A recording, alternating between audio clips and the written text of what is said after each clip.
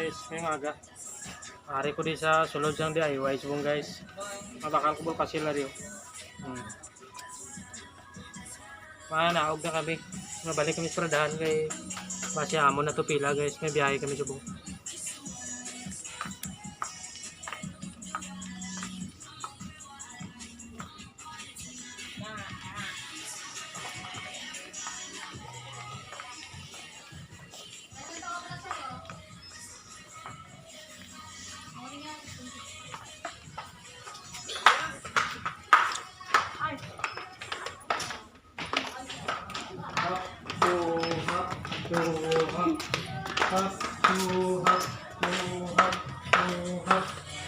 Ito kaliwa na.